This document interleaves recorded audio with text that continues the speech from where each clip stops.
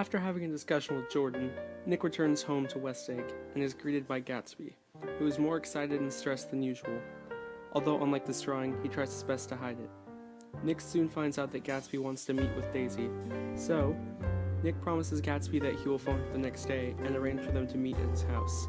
His only condition is to not bring Tom, which he agrees to and accepts the invitation. At that point, Gatsby becomes even more stressed as he prepares for her arrival. He even arranges to cut Nick's grass to ensure everything looks perfect. Next, they gather in Nick's house, and Daisy and Gatsby sit together on the couch. It becomes awkward, and Gatsby is terribly nervous. Nick decides he wants to give them some space, so he leaves, but before that, he pulls Gatsby aside. Gatsby is depressed by how bad it's going and won't stop worrying. Nick sends him back in and then walks outside. He stays outside for a while and wonders how things might be going. When he enters, he finds that the situation is completely different. Gatsby is energized and Daisy shows her state of joy as well. The awkwardness has seemed to pass. It's unclear what exactly has happened, but it gave Daisy tears of joy. They then decide to go to Gatsby's mansion next door. Gatsby takes them through his home, showing it off for Daisy. She weeps at the simple beauty of his possessions, such as his shirts for some reason. This pulls her closer to Gatsby and his wealth, but Nick can see the flaws in this relationship. The chapter ends with Nick leaving the couple alone together.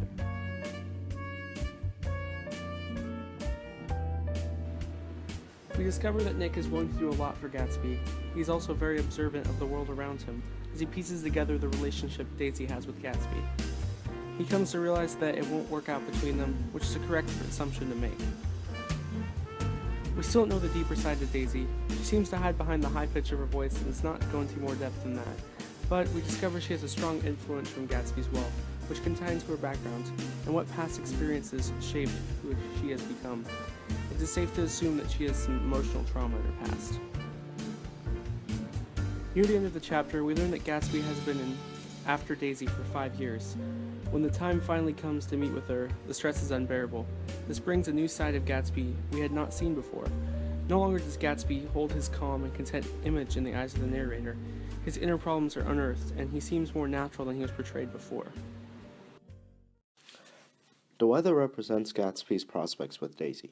When the chapter starts, it is raining as Gatsby is nervous and unable to speak to Daisy, making his prospects seem bleak.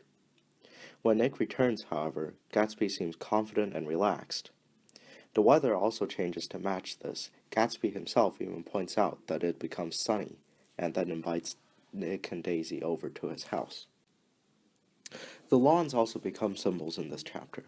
Gatsby's lawn is well managed, just like how his life is well crafted to appear clean. Nick's lawn, on the other hand, is messy and sloppy, just like how he is thrown into the middle of the drama that is occurring around him, and his life is messed up by this. The clock is also an important symbol in the book. It represents time, specifically the past. Nick even points this out by saying, "It's an old clock." He also says, "I think we all believed for a moment that it had smashed in pieces on the floor when Gatsby knocks it over." This suggests that however much Nick, Gatsby, and Daisy may try to block out the fact that they are trying to relive the past, it will become clear that they cannot, and they sort of know that in the back of their minds. Another connection that can be made from the past to today is how military affects people.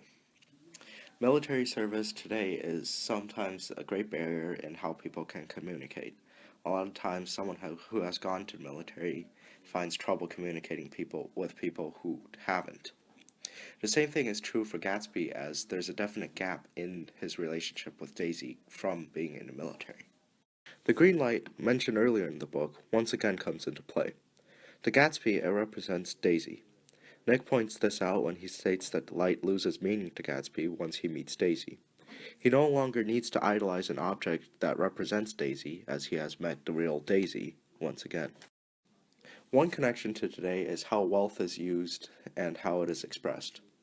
Wealth is still a major factor in determining a person's status, and is expressed in how they act, how they drink, what they wear, and it's still used as a way of trying to impress people, as Gatsby tries to impress Daisy with his fancy clothes.